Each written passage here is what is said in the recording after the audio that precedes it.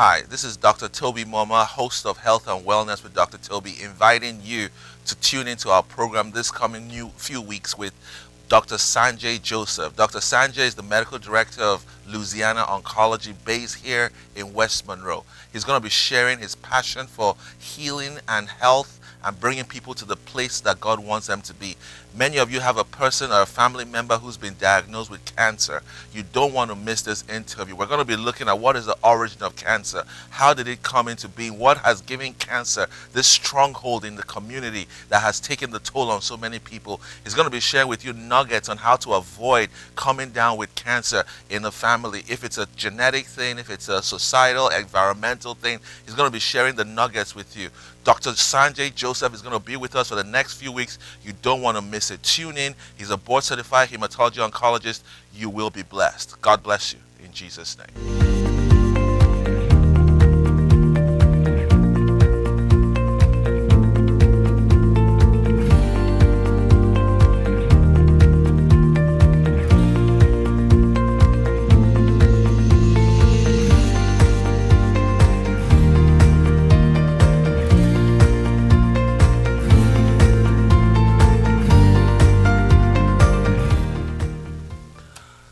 Hi, this is Dr. Toby Moma. I'm an assistant professor at the University of Mississippi. I'm a family physician. It's an honor to have you on our show again today. Don't touch that dial. We have an exciting show with Dr. Sanjay Joseph. You're welcome, Sanjay. Hi. What an honor to have you on our show. Sanjay is a hematologist oncologist, and his practice is in Monroe, and it's on your screen. And he's been practicing in the state of Louisiana now for almost 10 to 11 years. And he's a stalwart. He's a big advocate for health, and he has been a blessing to our community. And you and I know that in our community there's a lot of people with cancer diagnosis. Every one of you knows a family member, a friend, or a relative who's had one or two of these diagnoses, recurrent cancers, and the complications and the mortality that comes out of it. So my job today was to educate and help people understand what they can do in those kind of circumstances. Dr. Sanjay, give me an idea. What is the current demographic for cancer in the United States? Are we dealing with, is it a white disease? Is it a black disease? Is it a Hispanic disease? I mean, who has more poor outcomes from cancer? Who has more in terms of incidence? And then who has more poor outcome in terms of, mortality from cancer? Well, cancer doesn't discriminate. First of all, it attacks all segments of society, all different age groups, different races. And that said, however, outcomes have historically not been as favorable in the African American community. And a lot of that is likely related to access to health care and availability of healthcare in the community. Do you think there's more? I'm not saying there's a higher incidence of use of cigarettes, but do you think it correlates with that? Because I've read studies about the Indian Health Service where they say 70% of the Native Americans have diabetes, hypertension, and a lot of them smoke cigarettes. But I don't see the correlation with that with cancer. So I'm just, like you said, it does not discriminate. I think the predominant health problems that get a lot of publicity among the Native American populations are diabetes, hypertension, and obesity, and so that's why we don't hear as much about cancer. Yes. Interesting. Now, a 21-year-old girl comes in. She has a pap smear. They found out she has cervical cancer. She's had 2 sex partners all her life. 21, cervical cancer. How can a 21-year-old girl have cervical cancer after having only 2 sex partners? I mean, we know that there are 4,000 girls in America that have cervical cancer. In fact, not just 4,000, but 4,000 die from cervical cancer every year in America. The question I have to ask is it related to their sexual habits, or is it just something that sporadically occurred in a 21-year-old? So cervical cancer has a strong association with certain strains of HPV virus, and so even if the patients had 2 partners, the question is if those partners were exposed or carrying those strains of that virus, and So a she lot got of them don't know infected. what HPV is. That's a human papillomavirus, and there are certain strains, certain numbers that are attached how we identify the virus strains. So number 16, 18, 31, 33, those are more typically associated with causing cervical cancer compared to, say, number 6 or 11, which are associated with genital warts and don't cause cancer. So yes, the risk of cervical cancer goes up with the number of sexual partners, but it's ultimately exposure to the human papillomavirus, the strains that are associated with cervical cancer. So there is a risk that a sexual intercourse with somebody who has an infection can increase your risk of developing cancer of the cervix. That's correct. Right. Yes. So that's the question I want to ask you. The people watching me, I want to ask you: is it worth the intercourse? Is it worth the time of pleasure that you end up with a complication? And it's a justified question, because we see a lot of young people suffering from complications after doing what they call fun. And my response to that is it worth the price? Is it worth taking that gamble with your health? Is it worth not using a condom? Is it worth the promiscuity? Is it worth the multiple sex partners?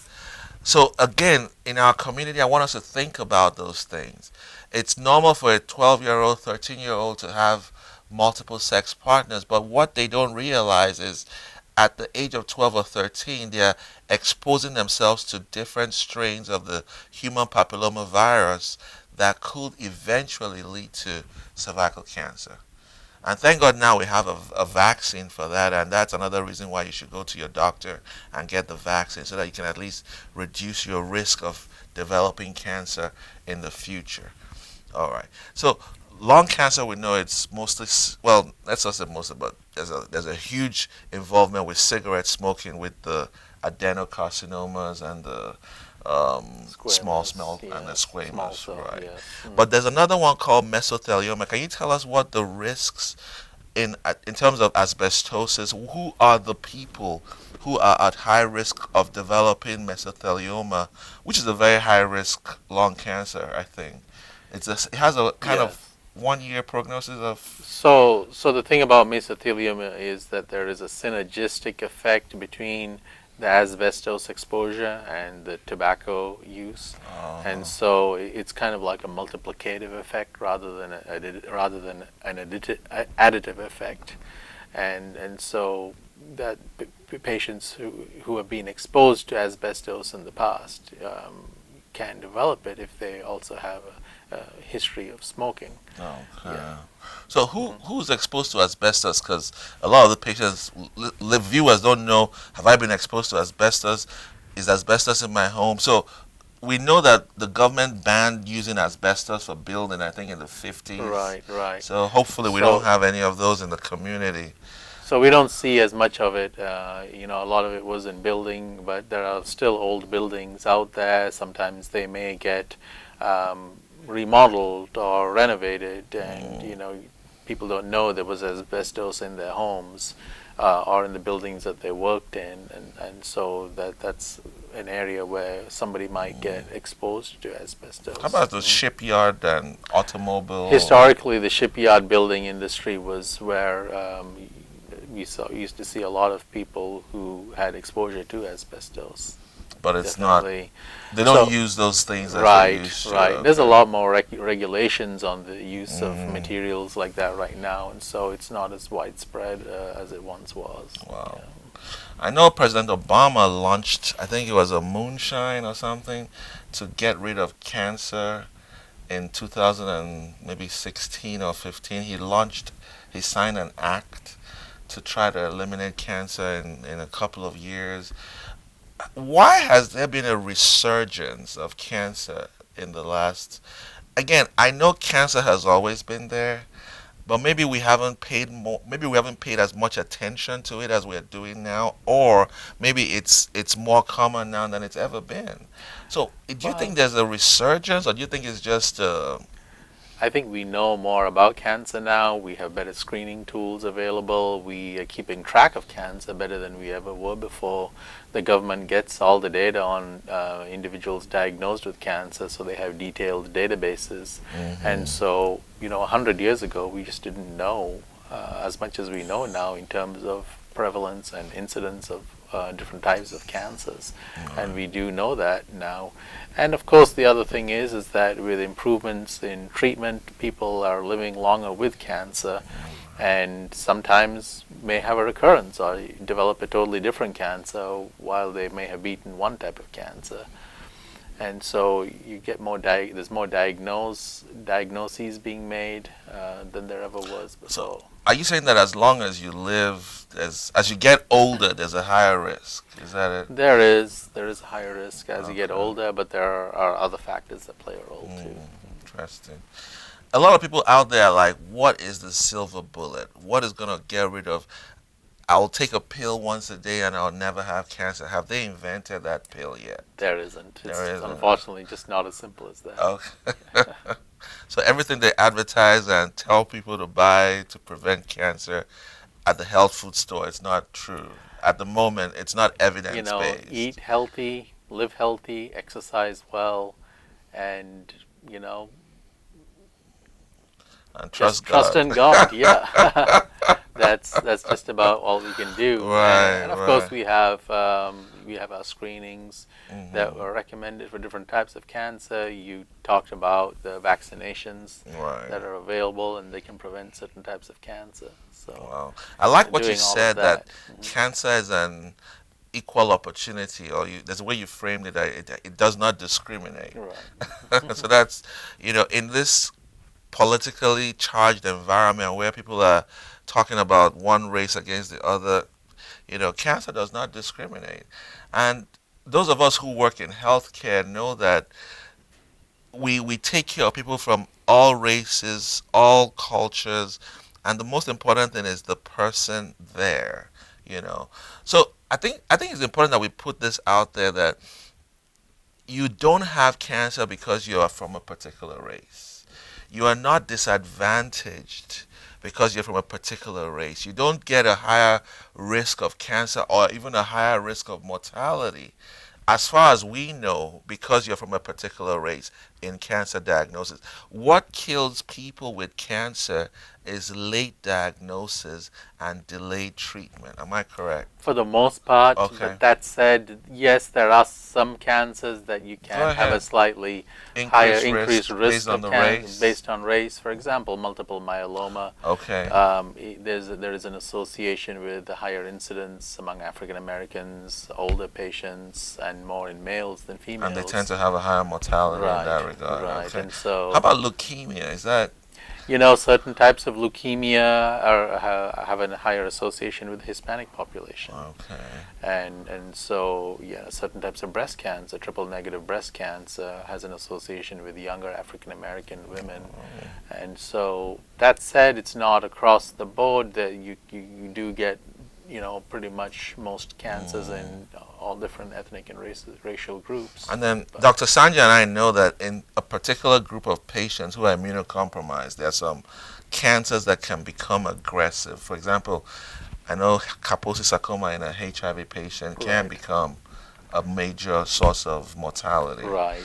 But because their HIV has suppressed their immune system. That's right. you know. And a lot of the developments in cancer technology today are related to the immune system. Oh, wow. Modulating the immune system and using drugs that work within the immune system and modulate the immune system are actually the way some of the modern treatments work. So give me an idea. Tell that patient, if you are diagnosed with cancer today, God forbid, what is the timeline? Because people are thinking, I'm going to lose my hair, I can't do anything, I'm going to be tired, I'm going to be off work. And can you give an education? I know it's a little bit of a ballpark, but let's use example, colon cancer. There's several dimensions, and it all depends on the stage of the colon cancer, That's right, yes.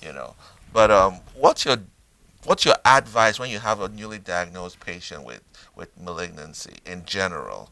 I mean, do you tell them stop working, take your last, write your will, No. put your last testament? I mean, what do you tell No. those patients? Everything depends on the individual patient. There isn't a one rule fits all for Hmm. everybody and for all types of cancers. It depends on the type of cancer, the stage, how functional the patient is at the time of the diagnosis, how strong they are, what type of treatments that they would be going through. If it would be an operation, it could be an operation that is not does not take a big toll on them, or it could be a very debilitating operation, which they need several weeks to recover from. Wow. Then the question is whether they need chemotherapy either before or after the operation. Will they need radiation treatment after the chemotherapy or operation? So it really depends on the On the stage, type the and type of okay. cancer, the presentation. So not everybody necessarily has to get all three. Everything depends on the type of cancer Right. and then the stage of the cancer. Right. Okay. And so those things have been pretty much elucidated. The way anything is treated is determined by clinical trials to see if something works or not. And then there are national organizations that come together and put the data from those clinical trials together and develop algorithms on how to approach a certain type of cancer presenting at a certain stage and what the standard of care should be. Wow. So how do you tell, I know you told us about national guidelines, but how do you know if it's 20 weeks chemo or 36 weeks? I mean, is there a ballpark, or does everybody get a certain number of weeks, or is it just based on the stage, based on the aggressiveness, based on the type? Because I've never understood that. How do you determine the number of weeks It of comes IV chemo and of radiation? Is it based on the type of cancer, or is it based on the stage of the cancer? Yeah, it all goes back to data, what data we have from clinical trials that studied those questions, and so yes, it can be a certain number of weeks for one type of cancer. It can be a certain number of weeks or months for another type of cancer. So there's not a one size fits all in that. But what regard, is yeah. what is standard protocol is the chemo is technically once a month on the average. Well, and it depends. It depends, Some too. regimens are once a week, some are Okay. every other week, some are every 3 weeks, and then Oh. some are every month. And so, depending on the way it was studied and the setting that it was studied in, is really how it's done out in practice. And then Yes. radiation is it always daily, or is it Usually, different? usually it is daily. Okay. In certain circumstances, it could be every other day if it's a less number of fractions, but most frequently it's daily And during that's the week. during the week? With the Okay. weekends off is the most frequent way. It's If you given. if you break the cycle, it reduces the efficacy in radiation. I'm just curious. If you cut out Yeah, 1 week and you take a holiday and then come back and do it the next week. So yeah, trying to stay on schedule is very important. There can be some diminished effect, but there's ways to make up on that. Okay. Yes. Okay. Yeah, just a lot of patients don't know those things, and I have patients come to me and say, "Oh, I don't like that oncologist. He was giving me chemo that I felt nauseous all the time, and I want to try another doctor with another chemo." And like you said, these are national setups. Those the chemos are probably going to be the same if you go from here to Florida. I mean, All I would- obviously concentrations might differ. I don't know. All I would say is talk to your oncologist frequently, develop a relationship, and speak to them. Tell them what's going on. Tell them how you're doing while you're on treatment, and that's when we make the decision whether to hold a treatment, if we need to cut the dose back on a treatment, or even switch a treatment because the patient's not able to tolerate a certain type of treatment. Just a little background too. I found this really fascinating, and it shows you how medicine has evolved. In the early 60s, 70s, there was the rectal cancer was always operated on. If you remember those days, they tended to do the APRs, the abdominal pelvic resection, and you know But then along the line, I think in the 90s, they came out with this study that said if you have a certain size, you should do radiation before you do surgery.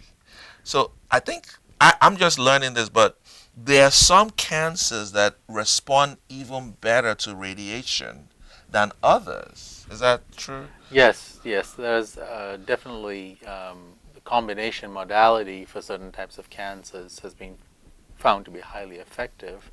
And rectal cancers are still operated on, by the way. It's just that we more likely to give chemotherapy and radiation before the operation. Yes, it can be done after, And but based most on of the the size, time, right? Most of the time, it's done before the operation, and followed by more chemotherapy after the operation. How about the lymphomas and the squamous cell carcinomas of the pharynx and the larynx? I hear that those are very responsive to radiation, and I think, correct me if I'm wrong, prostate cancer. Head and neck cancer, Okay. prostate cancer are Lymphoma? treated No? with radiation primarily. Lymphoma is treated with radiation and with chemotherapy. Yes. So lymphomas, do you do radiation first, or do you do typically? You know, a lot chemo of the time first? chemotherapy may be First, right. sufficient. In some cases, radiation may need to be added to the treatment.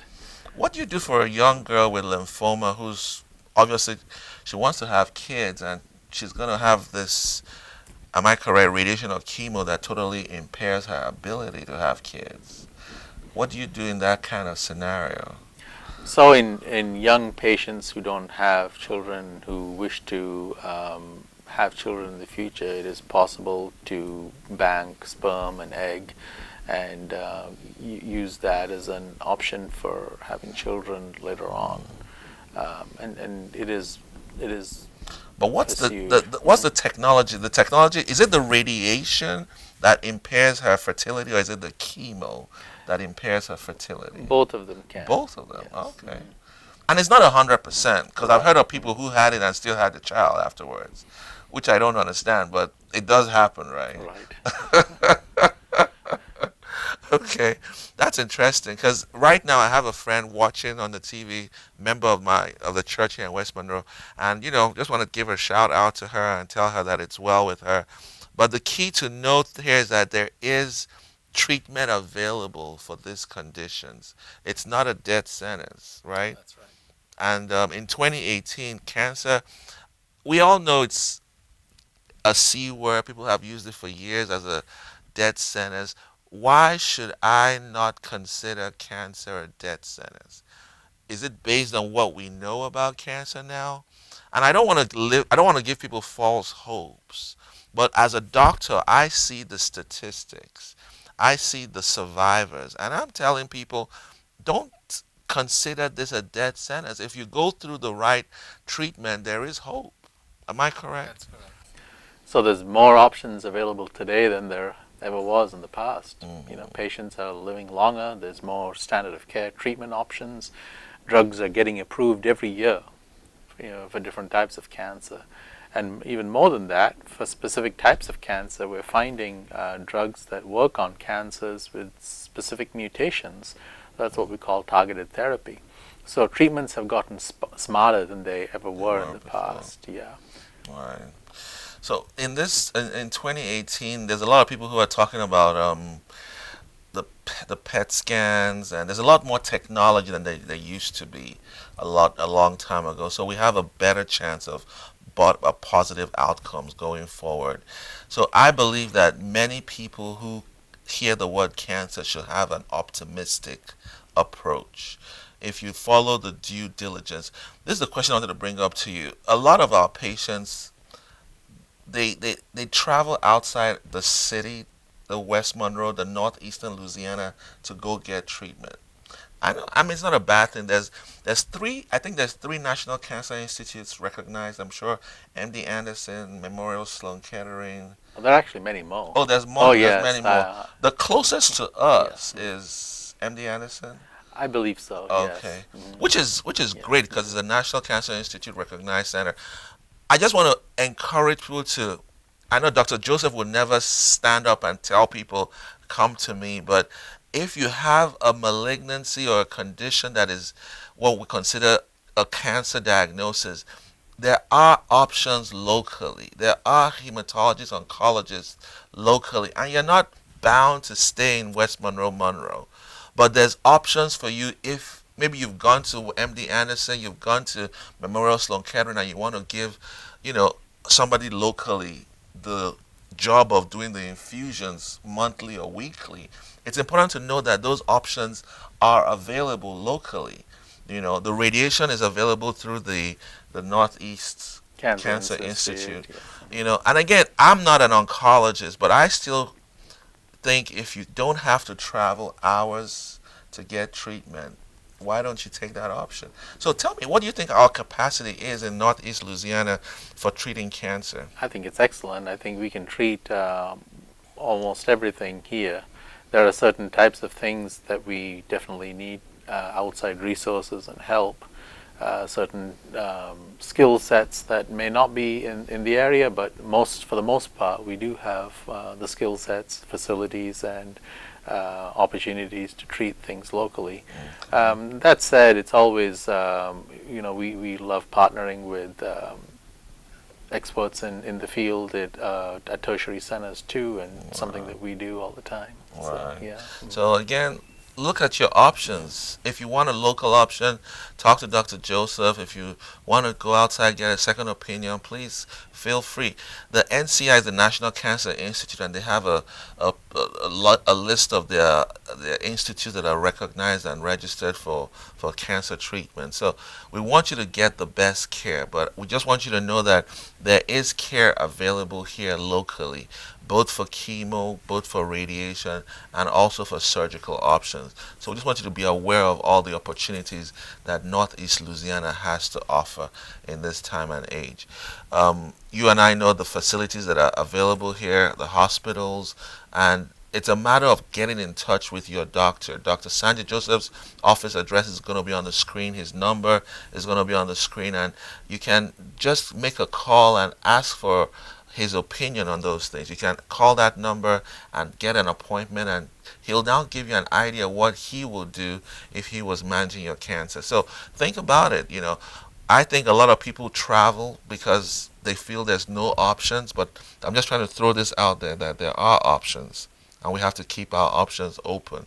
And I know that when you heard that word cancer, it was almost like a death sentence. You thought life was over, but I'm here to tell you that it's not over, that God has a second wind, God has a second hope, God has a second life ahead of you. There is life beyond cancer, okay? There is a life beyond cancer. You just have to stay positive, stay hopeful, and stay persistent on your treatment. For every one person you name who died from cancer, I can name 5 others who are survivors. Miss this show next week. We're going to be talking about other things that involve cancer diagnosis and how to stay away from them. God bless you in Jesus' name. Amen.